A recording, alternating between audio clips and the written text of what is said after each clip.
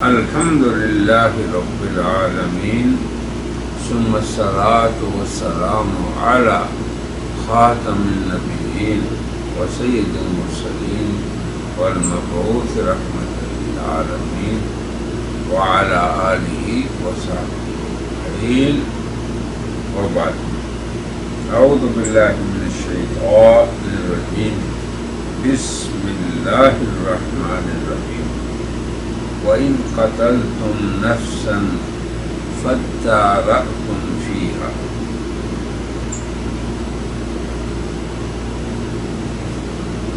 وَاللَّهُ مُخْرِجٌ مَا كُنتُمْ تَكْتُمُونَ وَقُلْنَا اضْرِبُوهُ بِبَعْضِهَا كَذَلِكَ يُحْيِي اللَّهُ الْمَوْتَى وَيُرِيكُمْ آيَاتِهِ لَعَلَّكُمْ تَعْقِلُونَ. سب سے پہلے ان دو آیتوں 74 72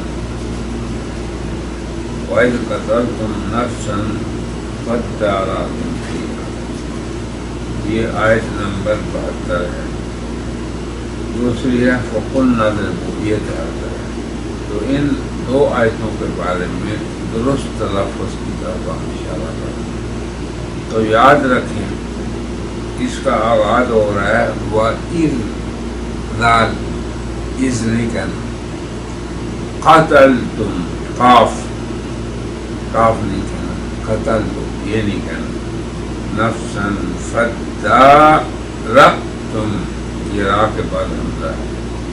وَاللَّهُ اسلام کو موٹا پڑھنا ہے. مُخْرِجٌ یہ خواہ ہے، مَا كُنتُمْ تَكْتُمُونَ. یہ آیت نمبر 72 ختم. آگے ہے فَقُلْنَا قاف فَقُلْنَا،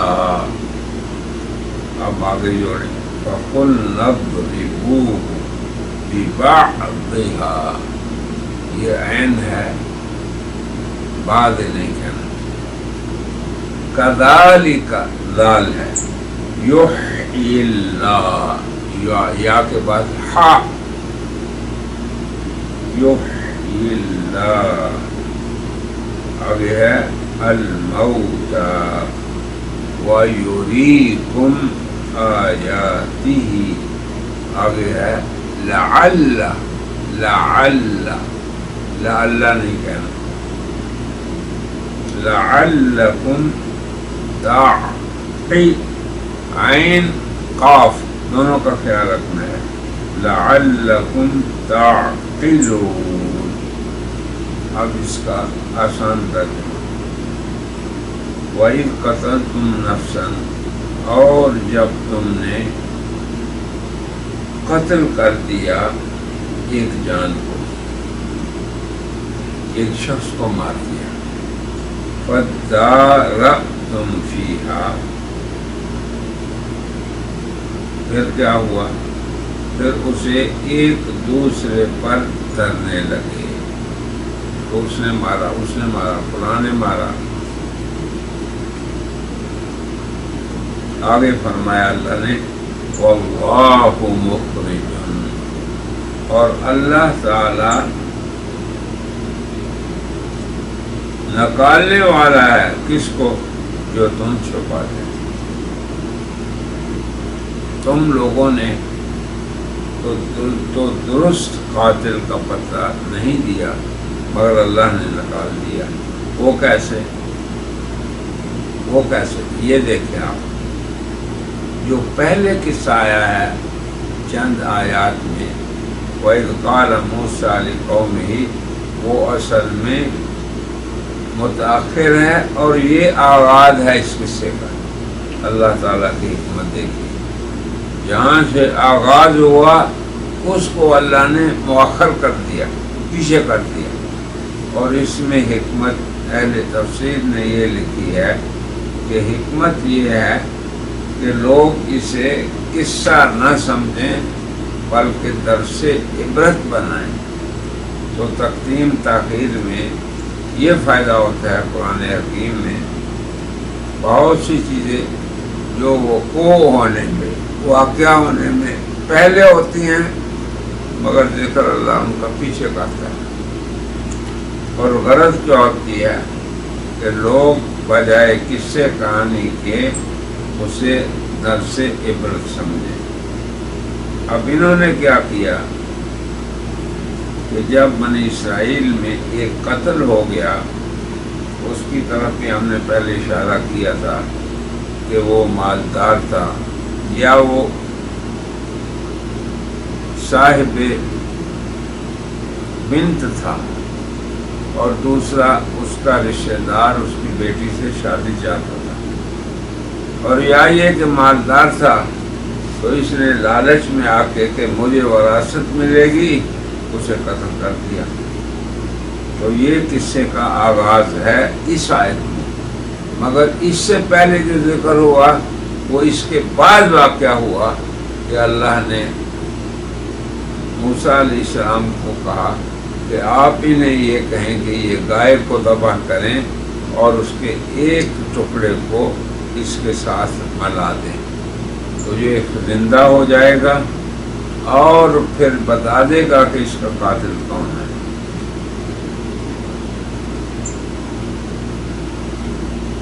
تو اس وجہ سے اس کا قول بھی معتبر ہوگا، لوگوں کو پتہ ہوگا کہ یہ عالم برزخ میں جو کچھ ہوتا ہے دیکھ چکا ہے، تو اس کے قول میں کذب کا بھی احتمال نہیں ہوگا، نہ وہم و خیال ہوگا، نہ خطا اور نسیان ہوگی۔ جیسے درخت اور پتھر حضور اکرم صلی اللہ علیہ وسلم کی گواہی دیتے اور یہ آپ کا معجزہ تھا۔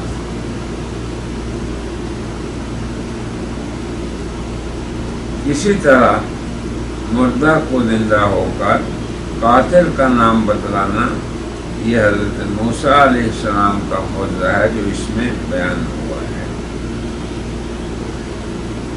پھر اللہ نے فرمایا کہ اس واقعے میں اللہ نے محض اپنی قدرت،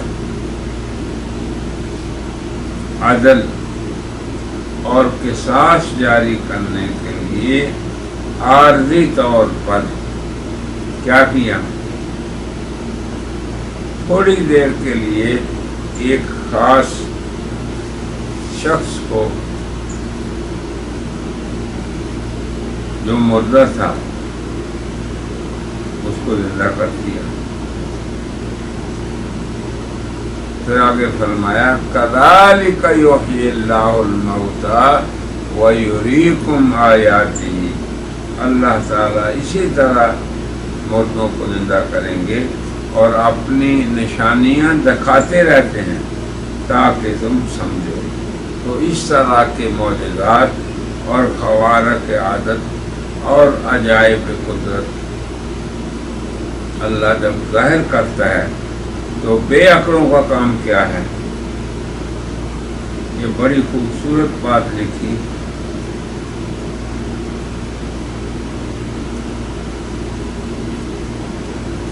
عبد الکریم شہرستہ ثانی معروف متکلم ہیں، جنہوں نے ملل والنحل میں ایک بڑی پتہ کی بات کہی، وہ آپ کی سنیں۔ فرماتے ہیں جس طرح بیل اور گدھے انسانوں کے عجیب و غریب افعال کو تعجب کی نگاہ سے دیکھتے ہیں، اسی طرح فلاسفہ اور بڑے بڑے سائنسدان ظاہر بین انبیاء اور مرسلین کے معجزوں کو، ان کی نشانیوں کو جو بینات ہیں اور خوارق عادت ہیں، وہ بھی حیرت کی نگاہ سے دیکھتے ہیں۔ اگر کسی فلسفی اور سائنسدان کا اپنے ناقص اور ہوا پرست عقل سے انبیاء و مرسلین کے معجزات کا انکار کرتا ہے اور وہ پھر حجت ہو جائے لوگوں پر، تو بیل اور گدھوں کا انسانی افعال پر استغراب کا اظہار کیوں حجت نہیں؟ سمجھ لو کہ انسانی شعور کو پیغمبری شعور سے وہی نسبت ہے جو حیوانی شعور کو انسانی شعور سے ہے۔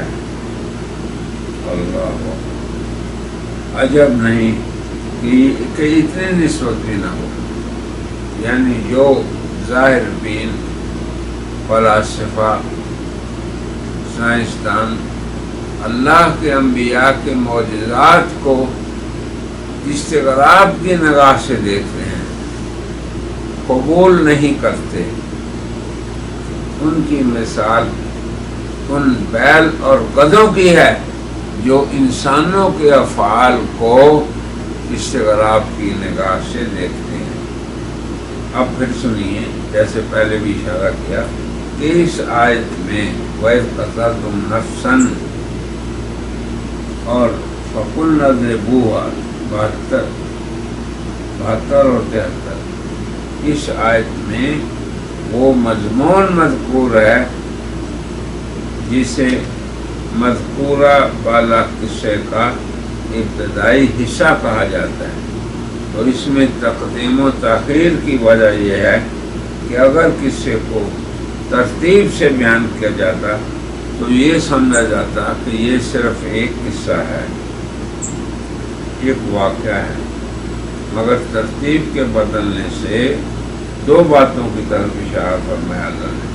اول اس طرف کہ اللہ کے حکم کا فوراً تعمیل کیوں نہیں کی جاتی، اللہ کے حکم کا امتثال فوری طور پہ کرنا چاہیے، اور حکم خداوندی میں، حکم ربانی میں معاندانہ حجتیں اور سوالات نہیں کرنے چاہیے۔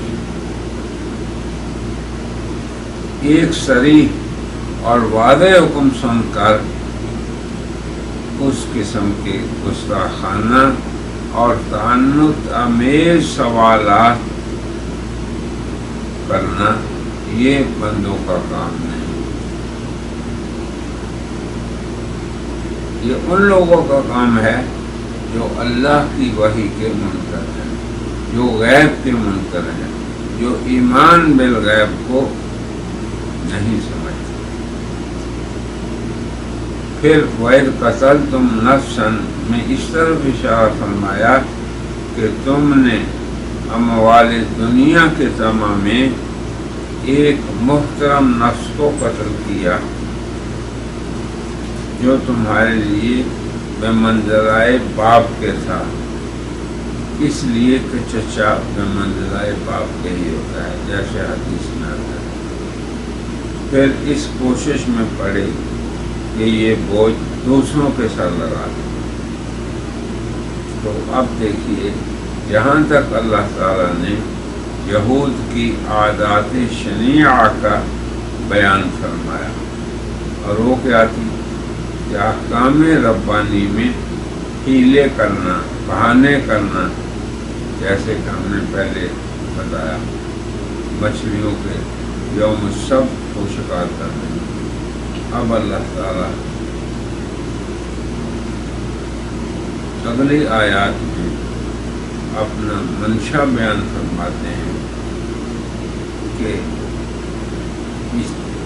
یہ تمہارے اندر جو اللہ کی نافرمانی کا مادہ ہے اور اللہ کی احکام کی تعمیل نہ کرنے سے تم گریز کرتے ہو، اور پھر اللہ تعالیٰ کے احکام پر حجتیں کرتے ہو، اس کی وجہ اگلی آیات میں دعا ہے کہ اللہ تعالیٰ ہمیں اپنے مخلص بندوں میں سے بنائے، اللہ کے وہ بندے جو اللہ کی آیات کی عظمت ان کے دل میں ہو، اللہ کے احکام کی بڑائی جن کے دل میں ہو، پھر اللہ کی بڑائی کی وجہ سے وہ اللہ کے احکام کی تعمیل کریں، نہ کہ اپنی بدقسمتی، بدبختی اور شناعت کی وجہ سے اللہ کے احکام کو وہ اپنا تختہ مشق بنائیں۔